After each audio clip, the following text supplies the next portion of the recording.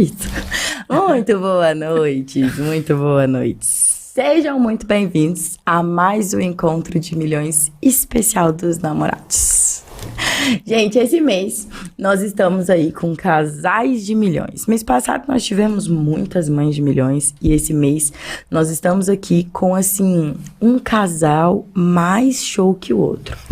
Muitas histórias eu conheço, muitas histórias eu não conheço. E a história de hoje eu não conheço, vou conhecer junto com vocês. Eu trouxe um casal aqui mais que de milhões. Eu conheci ele em um encontro e agora tive a oportunidade de conhecer a esposa dele. Então vamos conhecer junto esse casal de milhões que tem muito a nos ensinar hoje. Muito boa noite, senhores e senhoras. Boa noite. Sejam muito bem-vindos ao nosso Encontro de Milhões. Assim, primeiramente, quero agradecer vocês a disponibilidade de ter tirado um tempo do dia de vocês, diante desse dia corrido que a gente tem, para aceitar vir aqui partilhar um pouco da história de vocês comigo no meu Encontro de Milhões. Boa noite, Carmiele. Boa noite a todos. Boa noite. É uma alegria estar aqui, né? Eu não esperava estar aqui hoje, mas para mim é uma surpresa e alegria também estar aqui juntos. Isso. Boa noite você. Boa noite, minha irmã. Sim. Como é que tá? Tá tudo bem? Sobrevivendo. Estou bem. Então tá bom. Então, né, eu sou o José Nunes, Zezé, né? Esposo da Roseni, pai de 4 filhos, graças a Deus. 4 babies. 4 babies. 9, 8, 4 e 1. Quase que esquece. Tá igual lá em casa. Não, tá igual lá em casa. 9, tem que contar, 8. porque... Nossa, 9, 8, 1 ano de diferença. 1 ano de diferença, foi bem em cima, assim. E o outro é 4? 4 e meio, isso. E o outro é? É 1 ano. 1 ano e 5 meses. Isso. Deu uma... E tem quanto tempo vocês estão casados? A gente já fez 10 anos de casados. Em fevereiro, dia 2 de fevereiro. Uma data especial, muito especial na nossa vida. Por quê? Depois a gente... Por quê? Eu não vou nem esperar. Pode, claro. Então, fevereiro, assim, hoje a gente é terapeuta e tudo, mas antes, algum tempo atrás, a gente era missionário. Sim, você também era missionária? Missionária. E a gente morou 20 anos, né, dentro de uma comunidade de vida, né? A gente era missionário de vida dentro dessa comunidade. E a gente se conheceu dentro da comunidade, né? A gente chegou na comunidade, eu com 21 anos e... Com 19. Entrei com 19 anos. E aí vocês casaram com quantos anos? Então... Com 30 e 33, eu com 33. Então vocês foram casados enquanto missionários de vida. Enquanto missionários. Isso. A gente se conheceu, fez todo o processo dentro, né, da comunidade. Em 2013, no dia 2 de fevereiro, a gente se casou, né? Gente, entramos, né, na comunidade essa data, no dia 2 de fevereiro, onde é a festa da comunidade, a festa ali da comunidade. Então a gente entrou aí nessa data, então essa data ela tem um símbolo. Ela ficou marcada pra vocês duas, porque foi a data que vocês entram. E aí, 10 anos depois que vocês casaram? Sim, casamos 10 anos depois vocês se casam nessa data. Nessa data. Exato. Que loucura. E é a festa da comunidade, o aniversário da comunidade. Sim. É no dia 2 de fevereiro. E vocês dois eram da Nova Aliança? Éramos, nós dois. Da comunidade Nova Aliança. Eu aqui mesmo do interior de Goiás e ele vindo de Minas. Minas Novas, a minha cidade. Minas Novas. Minas Gente, Novas, que engraçado. Vale do Jequitinhonha. Eu falo para as pessoas que quando... eu tava falando sobre isso ontem com um amigo meu, contando para ele as histórias que eu escuto aqui, né, de amor e tal. Eu falo assim, olha, quando a gente pensa que assim, tá totalmente... que não existe mais histórias assim assim, que as pessoas não passam mais por esse processo, ou às vezes até uma pessoa que escolhe viver uma vida com Cristo mesmo, e aí encontra um casal que se encontra numa vida com Cristo, que trabalha por aquilo, que vive os processos, porque assim, eu já fui amigo da comunidade por muito tempo e, gente, é um processo? Sim, um processo. É um processo pra você se casar lá. Diferenciar. Gente, não é qualquer... Se você tem um pai, você acha que seu pai é bravo, é porque você não conhece Deus como seu pai. Porque quando você reconhecer Deus como seu pai, aí você vai entender o zelo que ele tem pela sua... Porque essa questão de casamento na comunidade, no começo, pra mim, eu achava muito absurdo. Eu achava sem pé, sem cabeça. E aí, um dia, o meu irmão, ele namorava uma moça. Hoje ele se casou com ela, mas ele era namorado de uma moça e o pai dela era muito bravo. E aí, o namoro dos dois era bem certinho. E eu fiquei pensando assim, eu falei, gente, apesar que ele não tá errado. É porque a gente não assumiu Deus como nosso pai. Porque se a gente assume Deus como nosso pai, o namoro não vai sair do jeito que a gente quer mesmo. Vai sair como ele quer. Porque antigamente o pai quem conduzia com quem que sua filha ia casar, com quem que sua filha ia namorar, quando ela ia namorar, o dia que ela ia casar, e ainda decidia até tipo, esse aqui que vai ser seu marido. E aí quando você olha e fala assim, porque você não assumiu Deus como seu pai, porque quando você assume Deus como seu pai, é ele que vai escolher, é ele que vai fazer.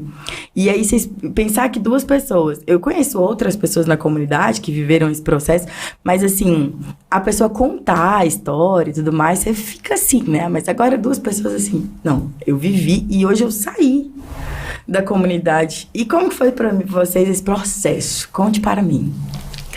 O processo do namoro? Namoro, de descobrir que vocês estavam apaixonados, que era isso que vocês queriam. Você quer falar? Não, pode ir. Então, a gente fez, né, o processo na comunidade iniciativa de formação. Eu acho que vou pedir só para você explicar o que é, porque muita gente de casa não entende o que é um missionário de vida, o que é um missionário de aliança, porque muita gente não sabe nem que a Igreja Católica tem missionários. Isso. Então, o missionário de vida é aquele que deixa tudo, né, essa questão da vida social mesmo, e vai morar dentro da comunidade. E no caso nosso, a gente vivia inteiramente da providência de Deus. A gente não tinha um salário lá dentro. Sim. Então, todo o nosso tempo era dedicado à evangelização, né, a servir, né, a comunidade e a Deus ali através também dos irmãos. Então, a gente morava dentro da comunidade, sendo direcionado na vida espiritual, na formação humana, né, passando por esse processo todo, e também vivendo a missão de evangelização, né, que a gente vivia isso muito intensamente também. Então, dentro da comunidade tinha as etapas de formação, né? Quando a gente entra, passa pelo postulantado, depois o discipulado, que é um tempo que a gente fica mais fechada em uma chácara, né? Estudando mais, se dedicando mais à formação mesmo. E depois a gente sai novamente para a missão, né? E aí vai para as casas de missão, viver a missão. Sim. Né? E foi aí que tudo aconteceu, em missão. Ah, foi em missão. Isso, então, doando a vida, a gente se conheceu. E vocês estavam no mesmo período ou não? Sim, sim. Era no então mesmo vocês período. Viveram o discipulado junto, o postulantado junto? Isso, assim... A gente era da mesma turma, né? Mas assim, não éramos amigos, Isso. assim, não tinha uma proximidade, nada disso, Que nada. A gente só, assim, falava era oi, irmão, oi, tudo bem, a partilha, claro, vida, etc. Mas assim, não tínhamos uma ligação mais íntima, uma amizade mais... Próxima. Isso, assim, profunda, nós não tínhamos... A gente sempre em missão junto, a gente fazia... Tudo era junto, né? É porque éramos 5 na casa, éramos cinco missionários na casa. Aí não tinha como correr, porque eu ia com o outro. Ela era musicista na casa, então sempre estava ali. Aí como você já criou uma afinidade com ela, tudo que você vai fazer, você quer ela perto. Acaba que era, né? Não isso, a amizade, ela leva assim, isso, entende? Porque quando você tem um amigo, é basicamente isso. Você quer aquela pessoa perto. Mas aí entra aquela questão de discernir aquilo que você tá sentindo. E falar a verdade, você é mais aberto, você ouve mais a pessoa ela não tem medo, ela te conhece também. E como é que vocês ficaram sabendo assim, tipo assim, não, você recebeu a informação assim clara, que o Zezé queria conhecer você. Tipo assim, eu queria conhecer não, queria namorar você. Não, foi todo um processo, mulher. Porque assim, só nesse processo de gosta, não gosta, foi 1 ano e meio, Jesus, mais ou menos. Então, 1 ano eu escondendo e resistindo. O outro ano eu acostumando e aderindo à ideia. Né? E aí, é bem assim, fleumática. A gente rezando. Olha, assim, um ansioso, bem fleumática. Um ansioso não dá pra... Assim, um ansioso não pode passar por esse relacionamento, porque... Morre. Surta. Não, você não dorme, você não come, você não vive, até você conseguir... Apesar que o foco não era o relacionamento. Porque como era missão. Exatamente. Então, quando você tem um propósito que não é aquilo, tipo assim, naquele momento, por vocês passarem por várias coisas, às vezes você tem a sensação assim, a minha prioridade agora é fazer a vontade de Deus. Exatamente. E aí você acha que isso... Amar a Deus em primeiro Isso, aí lugar, você olha e então fala assim, não, isso aqui é um detalhe. E aí você passa isso pra frente. Aí, tipo assim, você sempre deixa o seu sentimento naquele momento, eu imagino, né? Em segundo plano. Tipo assim, aí você vai adiando aquilo, até chegar uma hora que não deu mais. E tinha uns medos. Tinha uns medos. Assim, não era só assim, adiar, mas existiam uns medos ali atrás. O medo de não dar certo no casamento, eu tenho medo de casar. No caso, né, não é só isso. Existiam os traumas. Hoje a gente olha muito essa linguagem, entendeu? Tinha muito isso dentro de mim, assim, porque eu tinha muito medo, assim, de casar e não dar certo. Porque, assim, eu venho de uma família que os casamentos quase não dão certo, entende? Sim. Então, assim, eu vi muito isso na minha família. Então, eu tinha muito medo disso também. Sim. Então, eu falei assim, primeiro, assim, que aderir àquela ideia, acostumar com aquela ideia, assim, de que valeria a pena e daria certo. Sim. Né? Eu posso, né, casar e dar certo meu casamento, né? Mas aí vinha todos aqueles medos de ver a questão da minha família, muitos se separavam, né? Muitos nem se casavam, se juntavam e depois, né? Então tinha todos esses medos dentro de mim também. Mas o mais interessante disso tudo é que durante esse tempo, né, pondo na presença de Deus, sendo acompanhada, né, pela a minha formadora, tudo, né? Eu pensava assim, não, eu tô gostando desse jeito, é porque ele tá perto, né? Então, assim, eu fui pedindo para Deus, assim, Senhor, mostra alguma coisa, faz alguma coisa, né? Então, assim, na metade do 2º ano que a gente estava junto, ele foi transferido para uma outra missão. Em Palmas. E aí eu pensei assim, nossa, minha chance, agora vai ser minha chance. Vai ser ótimo. Eu pensei comigo. Vou viver livremente. Vai ser ótimo, ele vai embora, eu vou ficar livre desse sentimento, vai ser maravilhoso. Eu vou ver que é porque tá perto mesmo e vai dar tudo certo. Aí ele foi embora e foi ficando ruim o negócio, foi ficando ruim. E só piorava. Eu pensei, mas não era para melhorar, era para estar melhor dentro de mim essa situação, né? E aí eu fui vendo, assim, que de fato eu gostava dele, né? Eu queria, né, estar perto, eu queria a presença dele na minha vida, né? Fazia falta, né, ali as conversas, as partilhas, né? Fazia falta. E eu fui descobrindo isso na ausência, né? Que legal. E precisou essa ausência. Porque se ele tivesse continuado perto, você não tinha se aberto. Tipo assim, você não ia se abrir pra esse E aí, até então, a gente nunca tinha falado de sentimento. Não. Sentimento. E você também sentia? Não, eu não sentia assim. Você tinha um olhar de amizade por ela mesmo. Muito. E tinha, assim, o medo em fazer ela sofrer, porque eu já tinha vindo de, assim, um sentimento que não deu muito certo, houve algumas coisas, enfim. E aí eu tinha medo disso. Entendi. Aí eu tinha medo, assim, eu falei, não é isso. Às vezes a gente ama a Deus, aí a gente acha que, não, mas Não é isso o casamento, mas o casamento ele é belo, ele é uma vocação, ele é puro, ele é uma vocação aonde a gente serve muito a Deus. Sim, o padre João, ele é novo lá na paróquia da Nossa Senhora de Lourdes. Eu moro lá perto e antes do meu processo eu sempre vou lá nas missas e tudo mais. E ele é novo, eu fui fazer uma confissão com ele, a gente tava conversando. E aí ele veio falar comigo sobre essa questão de vocação e tal. E ele falou assim, Carmen, não existe uma forma de você chegar mais perto do céu que não seja através do casamento. Até o sacerdote, ele sofre muito mais.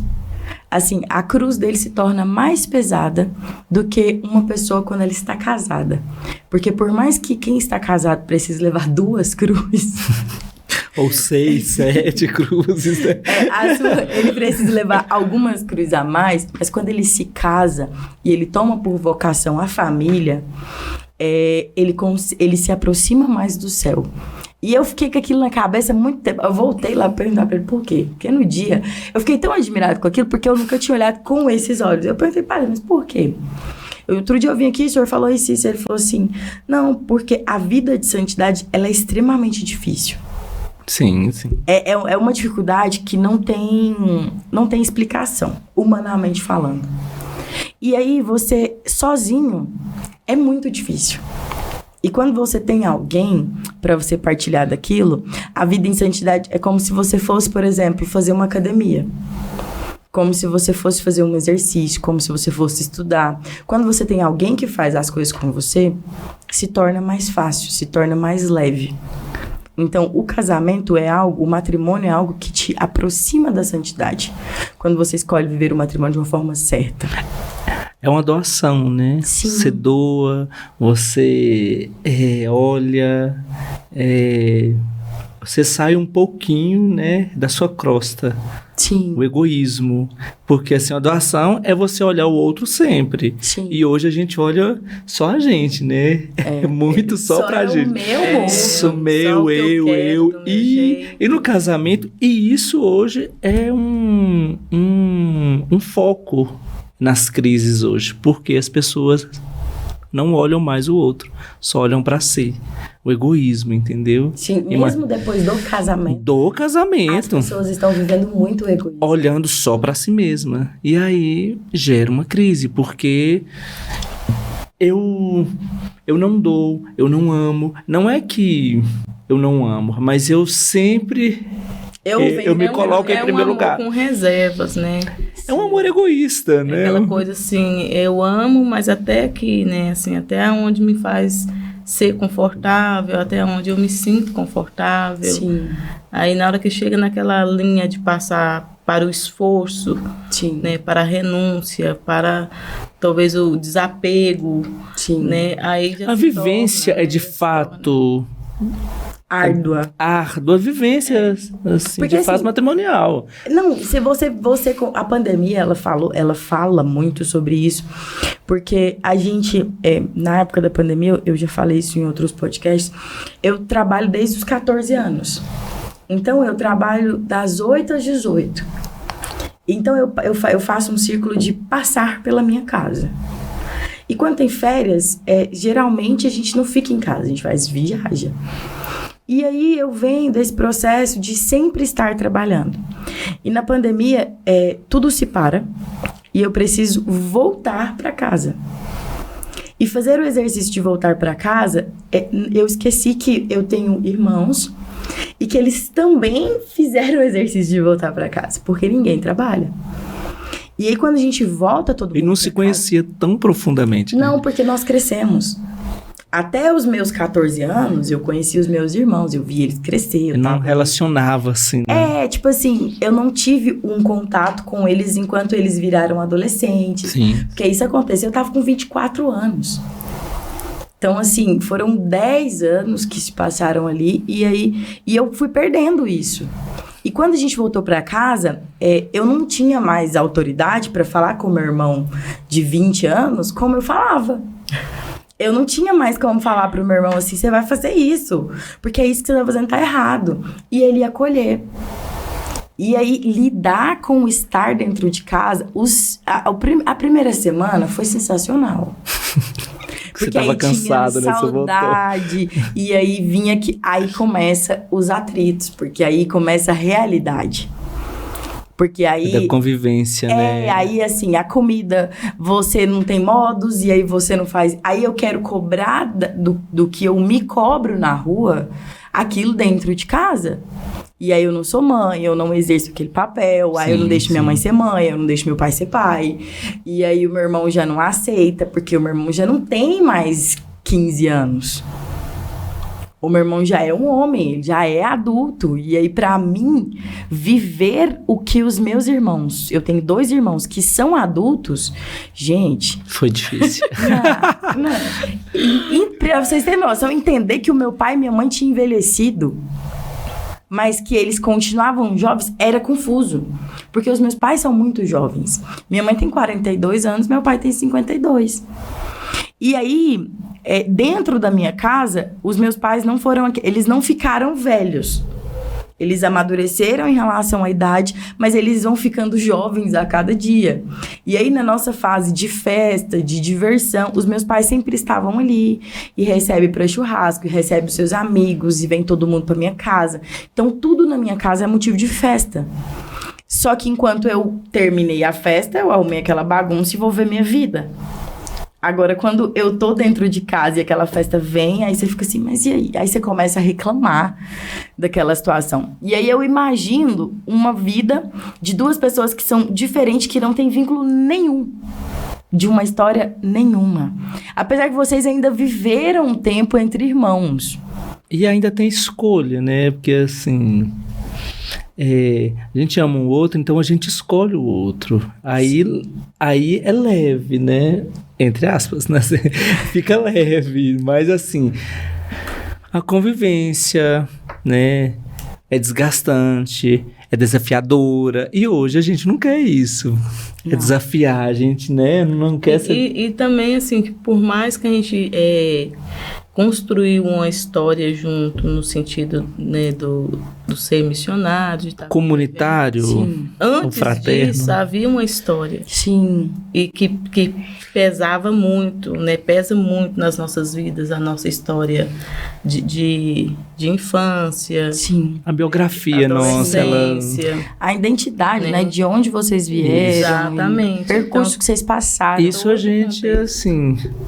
Não deixa ela, a gente vem com ela, a gente... Sim. E ali a gente, né...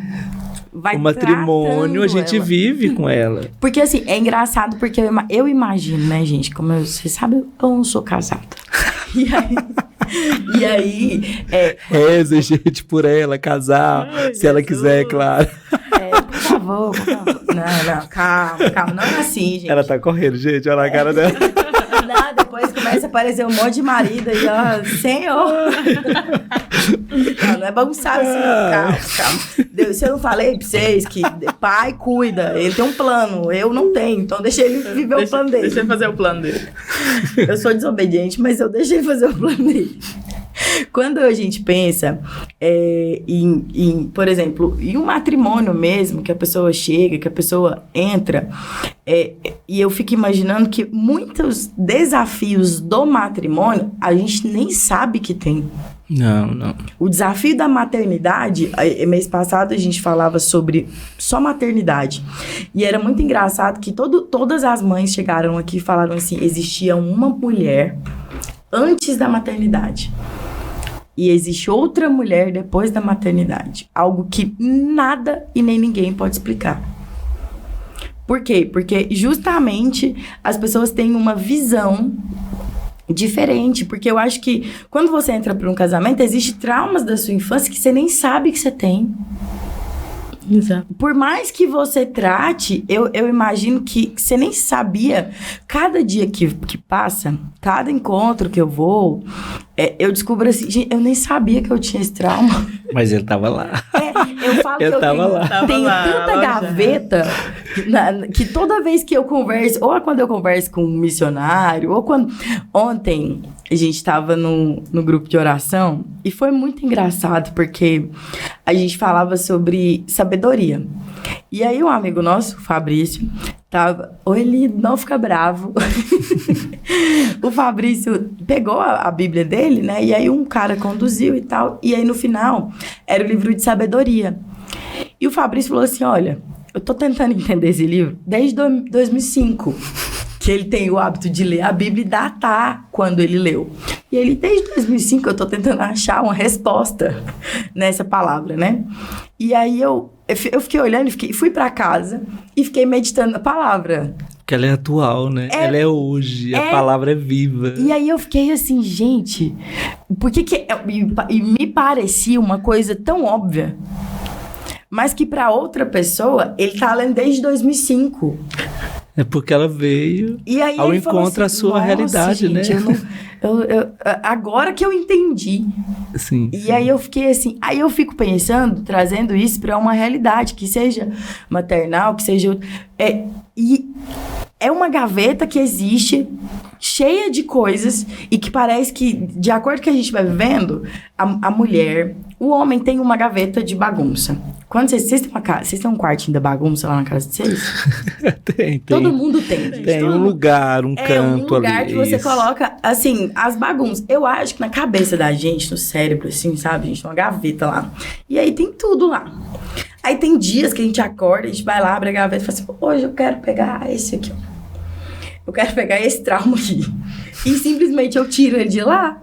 E aí eu fico imaginando a vida de casado. Mas o trauma a gente não tira assim, a gente precisa cuidar, a gente precisa então, mas aí ele pega passar na terapia, a gente precisa passar por muita coisa, porque verdade, o trauma ele tá lá. Ele vem de vez em quando te visitar do nada, ele mesmo por si só. E aí tá a gente esconde dele, a gente esconde ele. Entendi. E aí a gente precisa, assim, no matrimônio, sempre olhar pra gente. E é um segredinho de milhões. Isso, segredinho de milhões, isso é bom. Precisa sempre olhar pra gente no matrimônio. Porque às vezes a gente só olha o erro do outro, aponta o outro, vê a dificuldade do outro. Mas... E o seu? Não olhamos para a nossa realidade. Sim, como eu tenho trabalhado. E a gente olha a gente com outra ótica, um outro olhar, uma cobrança, né? Um perfeccionismo sobre a ótica de assim, algum trauma, alguma coisa, entendeu? Sim. E nem sempre é verdade esse olhar. E aí a gente vive isso dentro, né, do casamento. E aí começam as crises. Porque você acha que você tá certo e ela acha que você não tá certo. E a questão da conversa. As pessoas falam que num matrimônio precisa ter muita conversa. Muita verdade. Esse era o nosso lema, né? Viver a verdade. É o nosso lema, mas sim. Viver a verdade no casamento. A verdade é porque quando você vive... Eu acho que quando você tem por opção viver a verdade dentro da vida... já é algo muito bom. Não é a sua, mas é a verdade. Mas aí você expõe os seus sentimentos. Sim, porque os seus sentimentos, ele precisa ser ali exposto. Sim. Aí ela acolhe, ela vê, ela me enxerga. Gente, lembrando que as pessoas... Porque tem gente que tem uma dificuldade muito grande em expor os seus sentimentos. Falar daquilo que sente, daquilo que acha. Eu lembrei disso. E às vezes tá tudo na sua cabeça. Não é nem verdade, né? Não é nem verdade. É 90% da... Uma vez eu tenho minha primeira... chefe, né, a primeira coordenadora que eu tive no meu primeiro trabalho, ela é coordenadora até hoje lá da Granol, Sabrina, o nome dela é uma psicóloga, sim. Excelente. E aí um dia a gente estava conversando, adulta, eu fui na Granol fazer uma visita para ela e a gente partilhava sobre essa questão de relacionamento e tal, e ela me falou uma coisa muito legal. Ela falou assim, Carmiele, e ela se casou, ela estava com 30 e poucos anos, e ela foi mãe aos 40 e poucos anos. E ainda teve todo um processo para a maternidade dela. E aí ela fala, Carmiele, quando eu conheci o meu esposo, eu me frustrava todas as vezes que eu queria ganhar um presente. Porque eu queria que ele se lembrasse do dia. Eu queria que ele desse importância para aquilo que quem dava importância era eu. E com data o homem não é muito bom. Aí o que ela fez? Ela começou a fazer o exercício de dizer pra ele. Sim. Aí ela chegava e falava assim, amor, você tá lembrando que amanhã é nosso aniversário de namoro? E que eu quero uma bolsa tal, da loja tal, com a vendedora tal. Cobrando desse jeito. Desse jeito, cobrando. Claro. E aí, e detalhe, eu ainda quero uma cartinha. Então, ela falou assim, Carmele, sabe qual era a chance de eu ficar triste? De eu ficar decepcionada? E dele ficar por entender, porque aí eu fico brava, eu fico triste, eu fico decepcionada, eu fico com a cara ruim, eu não quero sair. E na cabeça dele tá assim, que diabos que essa mulher viu? Eu não sei por que ela tá assim, eu não fiz nada. Na cabeça do homem tá assim. Por isso a partilha, né? Ali o diálogo. Sim. Melhor assim dizendo, a gente falar daquilo que a gente sente e não cobrar também, porque se ficar assim... Não, mas eu achei isso interessante, gente, eu achei isso válido. Porque... Ela, assim, o meio ali aonde relaxou, né? Sim, foi o meio uma forma dela, interessante dela ali entre os... aquilo que feria ela, porque ela falou assim, Carmela, eu sempre fico triste, eu sempre me decepciono, eu sempre ficava esperando algo que ele não estava pronto. E aí, o que eu fiz? Foi uma forma de conduzir as coisas para fazer com que ele ficasse pronto. Na nossa vida, a gente é um pouco assim, não é essa forma... A gente é muito livre, a gente assim, não cobra, não exige. Eu sei aquilo que ela gosta, em partes, algumas coisas eu sei, outras ela precisa falar, outras eu já descobri. Em partes ela precisa... Ali, às vezes, fala assim, Rosa, fala porque eu não tenho uma bola ali, né? Isso. Aí ela fala às vezes, a gente, Rosa é muito sábia, porque se ela chegar em mim e falar tam, não vai resolver. Aí a gente trava. Sim. Aí ela chega com todo aquele jeito, uma sabedoria. Você já viu isso? Você percebeu isso? Você viu que aquele cano ali, ele tá vazando? E eu tinha visto, não, mas eu vou arrumar. E nunca arrumava, mas ela chega de um jeito. Porque se ela chegar e falar assim, arruma o cano... E não vai arrumar. Não vai arrumar. Gente, eu nem é homem. Falei ontem. Não vai arrumar. Antes de ontem. Não manda assim, você... Eu falei pro meu amigo, eu não tenho problema nenhum. Eu sou extremamente obediente. Não parece não, viu, gente? Mas eu sou. Só que tem uma condição. E isso é desde criança, gente. Até a minha mãe, se a minha mãe falar assim, você vai à missa. Eu posso estar pronta. Eu vou tirar a roupa e vou falar, não vou. Birrenta, né? Não vou. Birrenta. Não vou, gente. Olha, você tem que fazer isso. Não tenho que fazer. Eu preciso fazer. Tipo assim, mudar a palavra, o jeito, né? Você precisa fazer isso, porque é importante. Quando a pessoa fala, assim, você não vai fazer isso. É a mesma coisa de falar assim, você vai fazer isso. O efeito contrário, né? O efeito reverso. Dá o comando pra fazer. A pessoa quer que eu faça uma coisa, é só ela dizer assim, você não vai fazer. É automático. É o efeito reverso. O meu cérebro, ele liga tudo que ele tem de melhor. E ele faz todas as injeções funcionarem, engrenagens dele. Ele dobra. Olha, nem que eu tenha que triplicar o meu tempo de trabalho. Se alguém falar assim, você não vai fazer, ou você não consegue fazer, acabou. Eu vou até as últimas consequências, mas eu vou fazer. É tipo assim, vira uma questão de honra. Uma questão de honra. E quando minha mãe fala isso, minha mãe fala desde pequena, quando eu tô no meu processo assim, que eu quero ficar distante, não quero ir pra igreja. Aí Deus incomoda meu coração, o Espírito Santo me chama e que dói. A sede, ela existe já, né? E aí, assim, sabe quando você tá, tipo assim, eu não tô com a minha confissão em dia, então não quero ir. Porque você sente vergonha daquilo, porque é muito engraçado, porque não é nem Deus que te envergonha, mas a saudade dele te envergonha. E aí eu não tô afim, mas aí eu tomo banho, me arrumo e me esforço pra ir sem vontade. Aí minha mãe chega e sempre fala assim, então, você não tá indo na missa, não vai, eu tô pronta. E aí eu respiro e falo assim, pois não vou mesmo não. E não vou. Aí depois a gente vai fazendo esse exercício. Aí eu fico imaginando casada. Se eu tenho um marido que fala, você vai. Acabou. Não, mas ele não vai falar assim, porque senão ele tá muito grosseiro também. Se ele falar, você vai, acabou, gente. Eu não vou pra lugar nenhum. O que você acha, gente? Né? O que você acha? Poderia fazer isso. Isso, a todo um jeito, porque você, assim, não manda na sua esposa, né? Sim. Não é o pai dela, não é o patrão dela. Sim. É alguém ali que, né, a sua escolha é em viver juntos. Sim. Em dividir a vida juntos. E aí você não trata alguém dessa forma. Dá essa liberdade. Dá essa liberdade. A gente é livre, né? Essa questão da liberdade. Da liberdade. É uma coisa que é muito...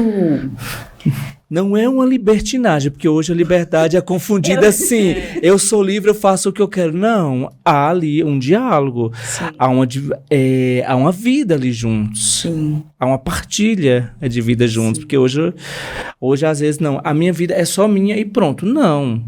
Eu escolhi estar junto e dividir minha vida. Sim. Você vive, né, essa liberdade, mas sempre... A particularidade sua. Mas sempre também pensando no outro, isso. Né? Naquilo que o outro...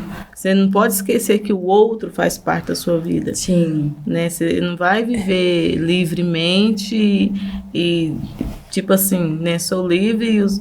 Eu preciso escolher fazer o outro feliz todos os dias. É o segredo de milhões. Esse é o segredo. Casei para fazer o outro feliz. Quebra as camadas egoístas que existem dentro da gente, elas são todas quebradas. E as pessoas não estão preparadas, assim, não digo nem preparadas, mas nem sempre você se casa com uma pessoa que quer te fazer feliz. É porque sempre você casa para você ser feliz. Não é que você não vai ser, claro, você é feliz, assim, você escolhe alguém e casa e é feliz. Sim. Mas assim, sempre quando eu penso em me fazer feliz, em ser feliz, eu vou só estar pensando em mim. Aí eu esqueço o filho, o trabalho, ou eu olho muito aquilo que, assim, eu quero carro, trabalho, o profissional em primeiro lugar, e ali vejo que falta eu fazer o outro feliz. Que aí eu vivo a minha vida com o outro. Sim. Para o outro. É diferente o casamento, assim, entende? Eu caso para mim fazer o outro feliz. Agora, se eu caso pensando em ser feliz, cara, não dá certo. Vocês estão vendo, né? Se você não tá aí, fazendo seu marido feliz, você corre. Ou pensar para fazer ele feliz. Sim. Pensar no outro. Feliz é pensar no outro. Importar, ver o outro, sim, amar o outro, ver ali o filho. É isso, porque às vezes a gente só olha pra gente. Sim. E aí a gente para na gente, só olha pro nosso umbigo. Aí a gente olha só para as nossas necessidades. E aí a gente vira uma pessoa egoísta. E não amadurece. Sim. Hoje, né, as pessoas casam com 40, 50 anos e estão com...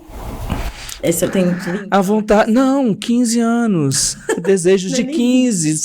Sério, coisas de 15. Sonhos lá infantis que ainda não foram realizados. E que hoje é uma outra realidade, é uma outra vivência. Sim. E aí eu quero realizar só aquilo que eu quero, mas hoje nós estamos juntos. O que nós juntos? Claro, eu vivo a minha vida, o particular, né, o pessoal, mas sempre eu preciso pensar no outro.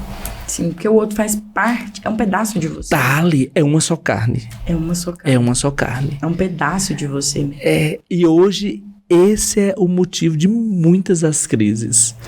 Dentre elas, tantas, mas esse é um... É porque a falta disso aí faz com que você faça coisas e tome caminhos que não são saudáveis. Você só pensa em você. Então, tipo assim, o que o outro vai sentir não importa. Não importa. O que o outro vai passar. O que ele acha, opinião. Isso é muito sério. Empatia, respeito, tudo some. Sim, vai embora, né? Até uma divisão em banheiros, essas coisas tão pequenas e simples, isso passa a ser um peso. Sim. Uma pasta de dente, uma tampa de pasta de dente, passa a ser um peso e gera crises e divórcios profundos, sabiam disso? Eu tive um sogro e uma sogra que eles tinham tudo extremamente separado. Porque o meu ex-sogro tinha toque. Sim. De absolutamente tudo. Então, pra ele, uma coisa suja doía, assim, de feri-lo. Era uma doença, no caso. Era uma doença. Sim. Não, mas pra ele até hoje não é algo normal dele. Por exemplo, a pasta de dente se consome do final pro começo. É uma coisa tão simples, mas que ele não consegue ver uma pessoa apertar a pasta de dente no meio. Então, pra ele não sofrer com aquilo, Sim. ele fez uma cuba pra ela, uma cuba pra ele. Porque aí ela pode ficar com a bagunça dela, mas o dele tá arrumado. A pasta de dente dele é dele. E ela precisa acostumar, ela precisa amar ele nesse sentido. Eles têm muitos anos de casados, que eles casaram, eles eram bem jovens. Então, assim, ele tem ele já teve, ela já passou pelaquela fase de achar tudo isso um absurdo. Ah, sim, ela ama o suficiente pra com um amor doação, aquele amor... Isso. Desafiador, gente. É de transcendência. Um amor que vai além. Sim. Um amor, assim, é de transcendência que, assim, não para na sua realidade atual, mas ela olha além, ela olha o que tá atrás, olha além, entende? E, assim, é tão engraçado você falar sobre isso, porque acaba que é uma coisa que é recíproco dos dois. Porque, Sim. Por exemplo, ela desenvolveu um problema na coluna e aí ela tem uma limitação. Então, assim, ela não consegue fazer uma comida na mesma velocidade de uma pessoa normal, ela não consegue vestir uma roupa, muitas vezes ele tem que ajudá-la, não é qualquer roupa que ela veste. Ele cuida dela também. E aí, ele cuida dela. Sim. Tipo assim, não é só o lado ruim que ele tem, esse aí... É uma doença, ele tem uma doença, Tipo assim, o que pra nós é um defeito, pra ele aquilo é normal. E hoje a gente olha muito isso, é uma doença. Sim. Né, ele vive essa doença e ela, né, ali viu e aprendeu a lidar. E quando ela ficou doente, porque aí passou um processo, quando ela ficou doente, ele retribuiu, a doença dela. Ele amou a doença dela. É aquela coisa de saber acolher o outro, né? Além das limitações, né? Ou com as limitações, digamos, com elas, porque né? Se você para na limitação do outro, você só enxerga aquilo no outro. Sim. E a pessoa não é aquilo. Não é a limitação dela, não é talvez a doença dela, não é talvez assim aquele trauma que a pessoa traz. A pessoa não é aquilo. A pessoa é mais do que aquilo. Então, a gente precisa aprender a amar a pessoa no mais que ela é, entende? E eu aprendi a lidar, porque ela é bem calma, a Rosa é bem tranquila, e eu já sou bem mais um pouco ansioso. Muito agitada. Era muito agitada. Como é que é uma pessoa assim ou uma pessoa assim? Aí, assim, aceitar o outro, respeitar o outro. Respeitar, esse é o segredo. Tem tantos segredos. Muitos segredos. É respeitar o outro, você não mudar o outro, porque você não muda ninguém. E, gente, essa é uma virada de chave da vida, porque a gente tem o hábito de querer mudar. Gente, e não muda. Até eu descobri que as pessoas, elas mudam. Mas elas amadurecem, né? Elas mudam a fase. Elas mudam pra te encantar. Quando você começa a namorar, o cara bebe. Aí você fala pra ele assim, não, mas eu não gosto de bebida. O que o cara faz? Não vou mais beber. Não tem personalidade, às vezes. Falta aí a personalidade. Aí o cara vai lá e fala, não vou mais beber, beleza. Aí você começa a namorar, e 6 meses de namoro, o cara vai lá e toma um porre. Aí você vai brigar e fala, não, você me ama. E isso aqui aconteceu só uma vez, eu nunca... Aí depois ele bebe de novo, pronto. Porque ele quis só olhar pra você, mudar pra você e não por ele mesmo. Por ele mesmo. A pessoa precisa olhar e achar que e se encantar, né, na vida, pela sua vida, sua biografia, sua história. Eu me amo, eu gosto de mim. Não com esse eu me amo egoísta. Não, eu me amo para servir o outro melhor. Para amar com, assim, uma profundidade, entende? Não para eu me amo para mim só estar bem, não, eu me amo para servir melhor. Sim. Eu sirvo melhor o outro. Então, por isso eu preciso estar bem na minha vida, no meu matrimônio. A sua vida precisa ter ali um brilho. Você precisa ter um brilho dentro de si, não o outro só. Porque senão... Aí o outro olha para você e fala, não, eu gosto disso, eu vivo isso bem, eu vivo a minha vida bem, eu gosto disso. Porque senão você olha, aí você só quer que o outro te ama e que muda só pela sua necessidade. Sim. Aí se frustra porque não vai encher o seu coração com isso. A sua vida não vai ser preenchida. Porque quem precisa ter uma vida que brilha, que, né, o outro olha, eu gosto disso, eu vivo bem, é você. Não é esperar que o outro viva e brilha para assim você encantar. Não, é você que precisa brilhar. Sim. No sentido de eu vivo bem, eu gosto, expectativa em minha vida, eu sou um bom pai, né? Um profissional excelente, eu tô ali lutando pela minha missão. Sim. Eu tenho uma missão no matrimônio de vida. Agora, quando eu não vivo isso, cara... Às vezes a pessoa não enxerga isso também, né? Sim. Não consegue enxergar. Não olha que isso. O casamento é uma grande missão. É a missão. É a missão. Mas se você não entra nele vivendo como uma missão, você se perde. Sim. E aí a sua missão de vida, a sua existência, ela passa a ser vazia. Sim. E aí a gente perde o sentido real do matrimônio, que é doar um para o outro. O padre Fábio de Mello, ele tem uma pregação, daquelas palavras lá, que ele fica fazendo bonitinho. Ó. Sim. E eu acho muito interessante, porque são duas diferentes, mas que... No fritar dos ovos diz a mesma coisa, que se você quer saber se uma pessoa te ama de verdade, seja inútil para ela. E aí você vai saber se de fato ela realmente te ama, se o amor dela é verdadeiro, porque você não tem nada para oferecer. Sim, é só você. Tipo assim, tem uma menina no Instagram que ela namorava um cara, eles se casaram, o cara era militar. E o cara era lindo, lindo, lindo, lindo, lindo. Ela muito bonita, o casamento deles foi dos sonhos. E esse cara, com 1 mês de casado, ele sofreu um choque. Na casa dela, enquanto a casa deles não ficava pronta, pelo que eu entendo, não os conheço só pelas redes sociais, ele foi ajudar o sogro e acabou tendo uma descarga elétrica. E aí ele ficou com inúmeras paralisias. Nossa. Com 30 dias de casado. Do sonho da vida dela, do homem mais lindo do exército, de um cara que era assim, um puta de um homem. O cara foi pro hospital, o cara ficou na UTI, e aí o cara voltou pra casa e, gente, ver o Instagram dela e ver ela se esforçar e ver ela pegar esse homem e ver ela abraçar esse homem e colocar esse homem pra... Hoje ele já tá mais gordo, mas ele ficou assim extremamente debilitado. É a missão, Fisicamente, ele ficou... Assim, uma mulher olhando, ele ficou feio. Sim, sim. E aí, assim, esteticamente hoje...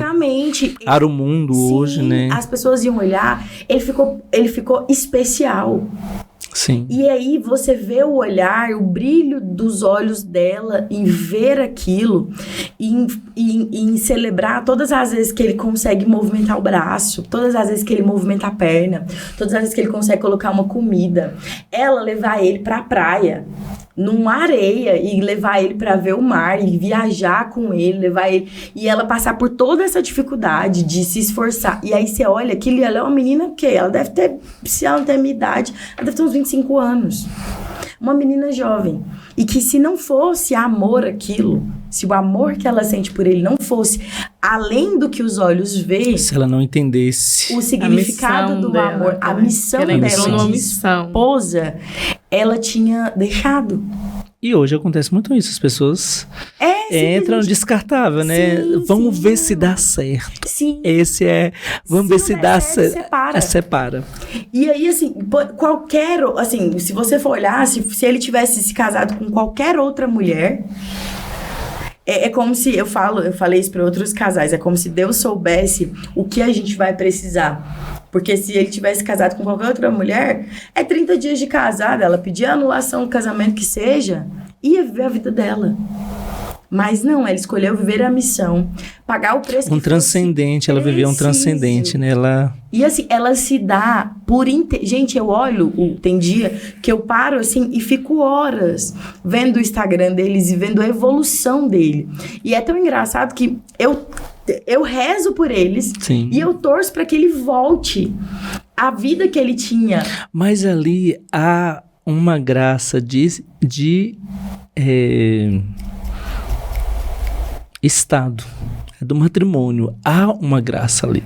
Ah, com certeza. Ali há uma graça, a gente vê isso e percebe em nossa vida, educar os valores, aquilo que a gente escolheu. E a gente percebe que há uma graça muito grande na nossa vida. Sim. E assim... E no caso dela, é uma graça de Deus, sobrenatural. Muito! É a graça, é do matrimônio, dali. Quando ela mostra ali, às vezes, que ele falou, obrigada. Aí as pessoas vão lá e os haters falam, porque ele de fato ficou especial. Ele está num estado hoje especial. E aí as pessoas vão e metralha ela e fala. E ela mostra aquilo porque aquilo para ela é tão grande, é tão gratificante, é com tanto amor que assim, enche o coração de qualquer pessoa que tá assistindo. E outra coisa também que o padre fala é que se você quer saber se uma pessoa te ama, descubra se ela morreria por você. E aí você se depara em situações que, assim, será mesmo que eu amo uma pessoa que daria a vida dela por mim? Porque isso, de fato, é uma doação que ela fez, porque ela não trabalha. Hoje, graças a Deus, a tecnologia ela tem seus lados bons e seus lados ruins, mas assim, o fato dela ter uma vida, ela se tornou uma influenciadora mesmo, tanto pela família, quanto pelo lar, então acaba que ela consegue desenvolver um trabalho na internet, fazer dinheiro com aquilo, mas assim, em um outro cenário, existem inúmeras pessoas que não têm disso para fazer dinheiro. E aí, será que você morreria por alguém? Você abriria mão da sua vida? Rosa, você morreria por mim, Rosa. Você morreria por mim, Rosa. E agora? Eu acho que é só na hora pra saber. Gente, ela morreria assim. Mas eu acho que você é mãe. Aí eu acho que tem peso. Gente, eu acho que ela não morreria, não. Rosa, você morreria, Rosa? Não, assim, eu não gosto de dar respostas.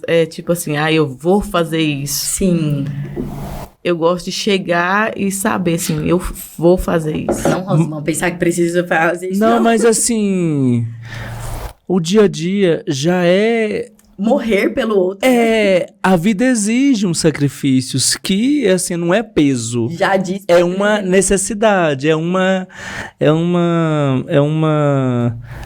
realidade o sacrifício, entendeu? Não é uma morte assim. Mas já dizia... No sentido assim, igual no caso, assim, eu vou morrer por você. Mas vai que na hora lá dá uma dor e você resolve não morrer, né? Mas no momento lá do dia a dia, na ação do dia a dia, talvez uma renúncia que você precisa fazer. Servir o outro. Isso é uma morte. Então, você entende. Porque é uma morte de si mesma, do seu egoísmo, da sua... Você pode, que você é capaz de fazer isso. Então, o padre Renan Ribeiro fala muito isso nos casamentos que ele faz, que um casamento é muito mais sobre dizer não. E aí, quando ele começa a celebrar o casamento, ele fala assim, vocês vieram aqui pra dizer sim? Aí os noivos olham assim, né, todo sorridente, e falam assim, claro. Aí, então, vamos começar a dizer não. Aí a igreja inteira fica tipo, esse padre ficou louco, certeza que ele tá com um probleminha. E aí ele começa a conduzir falando a quantidade de nãos que você diz quando você casa. Pra si mesmo. Porque aí você começa a dizer não. Você não pra uma festa, você começa a dizer não pra uma vida de solteiro, você começa a dizer não pros amigos, você começa a dizer não. E aí ele vai... Não ao sono. Gente, o que é bom a gente acordar, né? De madrugada. Aonde a gente viu isso? Cedo. Ajudar a arrumar menino, um pra lá, um pra cá, o café.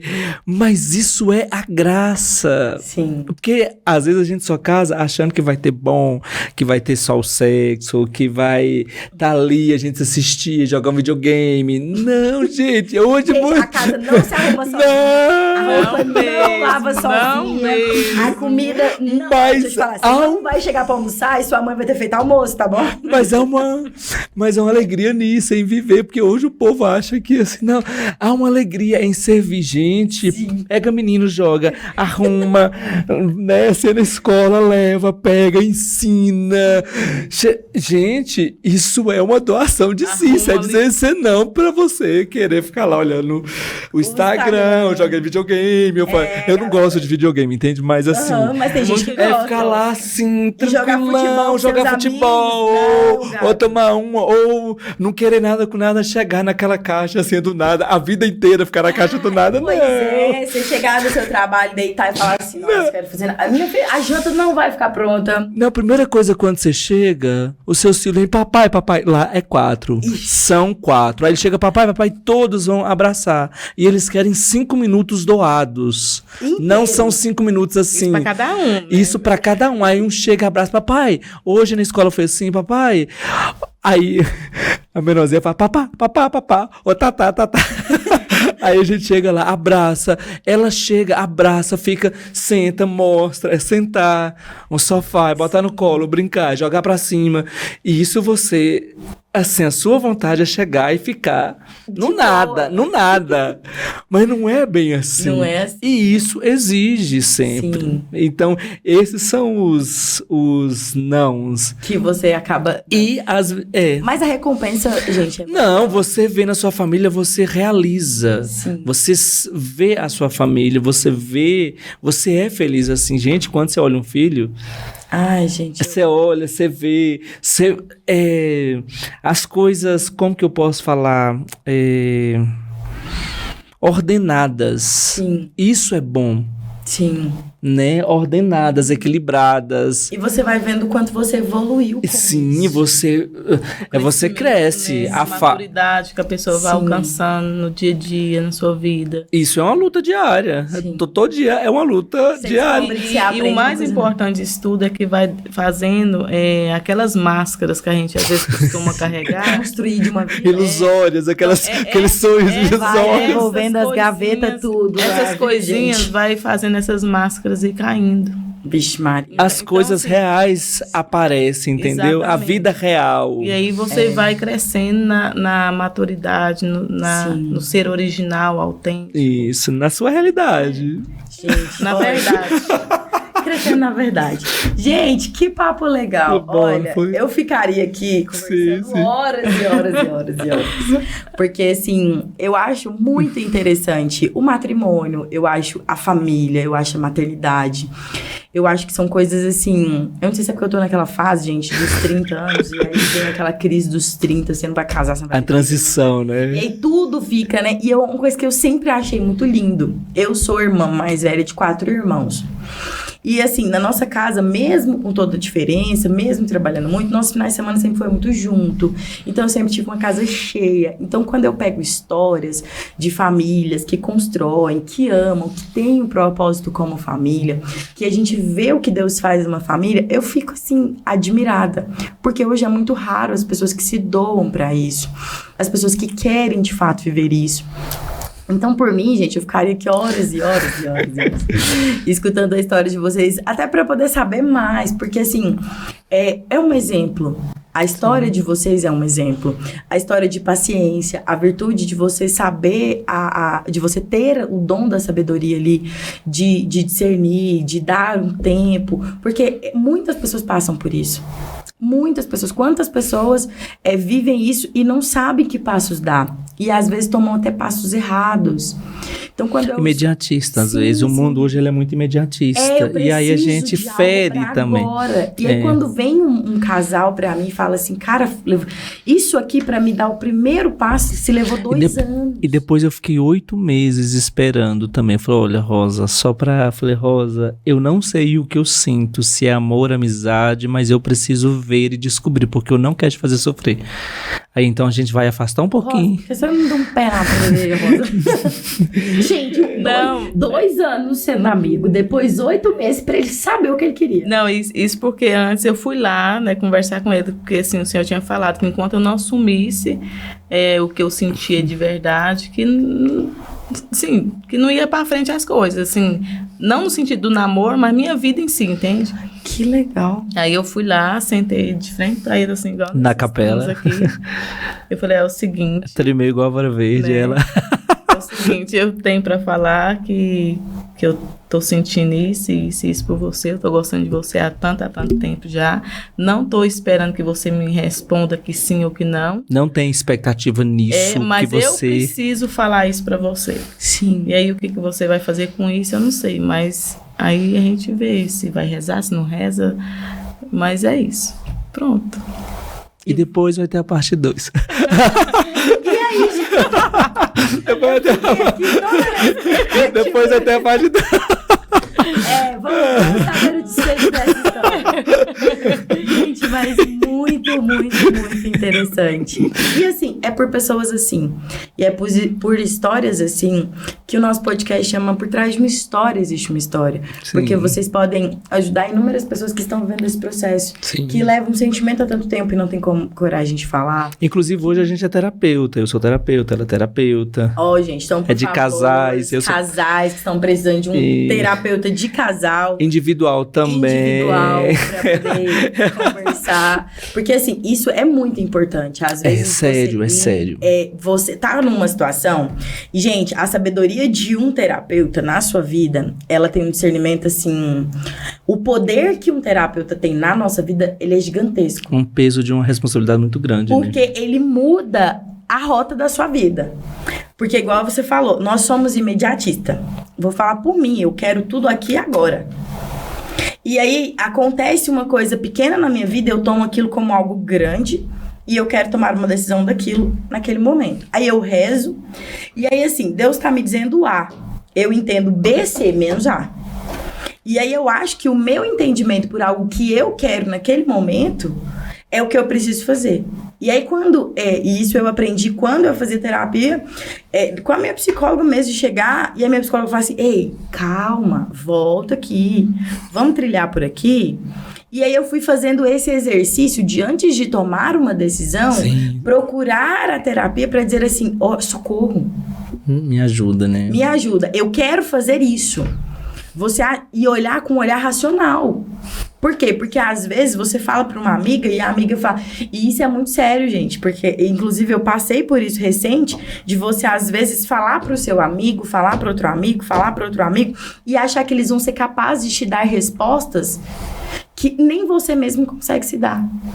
Às vezes você quer que os seus amigos te deem respostas ou faça algo por você e eles nunca vão fazer, porque assim como você, eles são seres humanos. São pessoas, né? E às vezes ele tem um carinho tão grande por você e ele não quer que você sofra, então ele vai fazer o que ele acha que é bom pra você.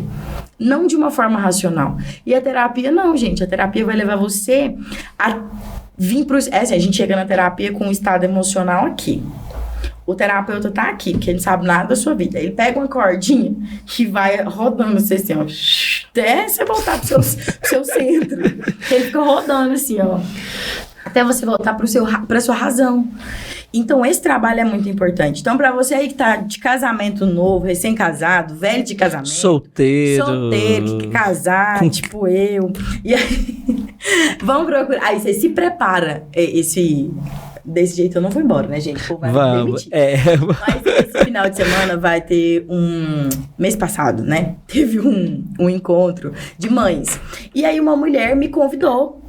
E eu fiquei assim, né? Tipo, então, obrigado pelo convite e tal, mas eu acho que são mães que devem ir e tal. Então ela falou, não, Carmen, esse encontro, ele é para mulheres. Porque se a mulher se preparasse enquanto mulher, quando a maternidade chegasse, não seria um desafio para ela. E, gente, eu achei tão interessante, porque muitas vezes, se a gente se preparasse enquanto esposa, isso eu aprendi quando eu descobri a minha feminilidade. A gente vai falar sobre isso depois. Mas quando eu entrei na comunidade, para ser amigo da comunidade, eu tive a oportunidade de descobrir o meu ser mulher e entender o papel de esposa, porque a minha mãe não me criou para ser esposa. Minha mãe me criou para ser independente. Ótimo profissional. Você não precisa ser esposa, você não vai roçar a barriga no fogão, você não precisa disso aqui, você nunca vai depender de um homem. E eu acredito que 90% das mulheres da minha idade foram criadas assim, diante da realidade das pessoas, dos pais de 79, 89, 69. Então, assim, os pais criaram os filhos para viverem essa liberdade. E quando você encontra e você descobre o papel da mulher, o papel do ser esposa, você começa a querer se preparar para aquilo. E aí entra aquela questão de você querer se preparar para ser esposa, você querer se preparar para ser esposo, você querer se preparar para ser mãe. Aí você procura os terapeutas, que eles vão te ajudar a se preparar. Porque quando a pessoa chegar, você tá pronto. Entendeu, gente? Só isso. Segredinho. Mas agora, de verdade, qual que é o segredo de milhões pra gente encerrar? Porque senão o povo vai matar a gente.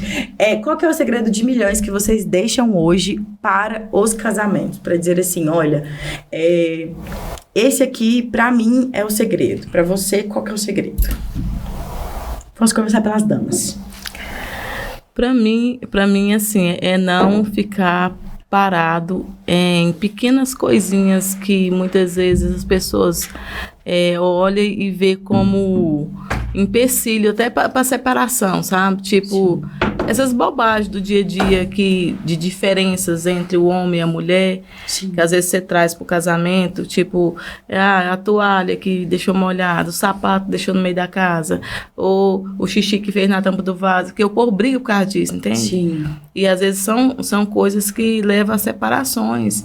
Então, assim, essas pequenas coisinhas do dia a dia que são coisas que dentro de uma casa em conjunto muitas vezes pesa para muitas pessoas. Sim. Né? Não ficar parado nessas coisas, porque a vida, o matrimônio, o casamento, o relacionamento é muito mais além do que isso. Sim. Então, assim, quando você olha além, você consegue superar muita coisa, né? Sim. Então, aí é uma dica de mulher para as mulheres. E dica para as mulheres. E você, Zezé? Amadurecer. Tiro, porrada e bomba. Pronto, amadurecer. Você sempre buscar amadurecer. Sim. E aí você se doa melhor, você ama melhor, você faz o outro feliz, você se entrega. Sim. Porque você não para de tantas e tantas coisas infantis, entende? Sim. Aí você amadurece. Essa é a minha dica. Amadurecer. Amadurecimento. Pronto. Dica de milhões. Zezé, então agora pro final do final mesmo, eu queria que você fizesse uma declaração de amor, né, gente? É o mês dos namorados. Fala. É você. Eu? Agora é você primeiro. As meninas agora. Tá bom. É a declaração de amor. Agora é a declaração de amor. Eu vou aprender inglês até o final desse programa, vou cantar aquela música. Não. Gente, ela tá empolgada, tá? Ela tá muito empolgada, tá bom? Não, gente, esse mês... A declaração de amor é agradecer a gratidão a Deus pela nossa vida, né? A mulher, a mãe, esposa que ela é, né?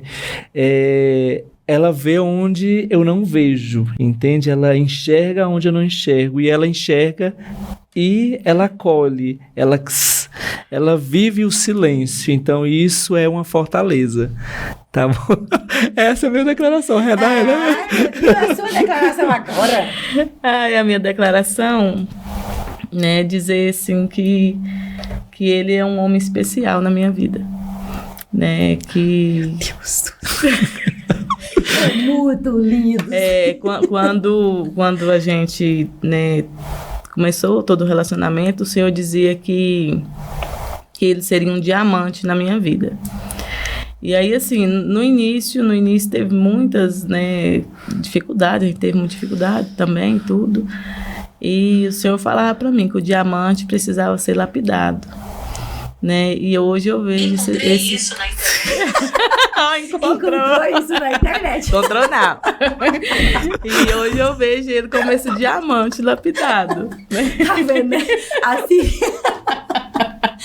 Siri acabou de confirmar. Encontrou isso na internet. Encontrou isso na internet. Eu gosto assim, gente. É tudo de verdade.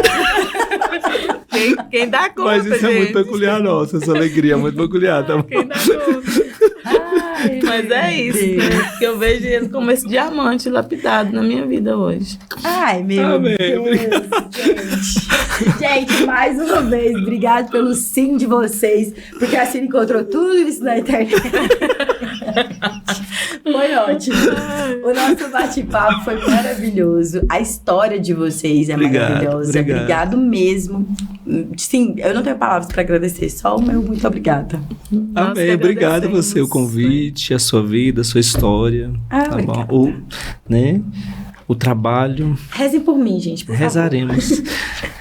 E, gente, para você aí de casa, recadinho muito importante. Nós estamos no canal 526, todos os dias da NET, na Claro TV. Todos os dias às 10 horas, todos os nossos encontros serão transmitidos lá. Então, você pode assistir. E para você que não tem tempo ou tá na correria, não conseguiu assistir o nosso Encontro de Milhões, nós também estamos no Spotify. Então, é só você digitar lá Encontro de Milhões que você vai se deparar aí com todos os nossos Encontros de Milhões. Combinado? Mais uma vez, obrigado por você que assistiu mais uma história de amor, né? E que esse mês teremos muitas histórias de amor. E eu encontro com vocês no nosso próximo encontro do Dia dos Namorados. Um beijo e até a próxima.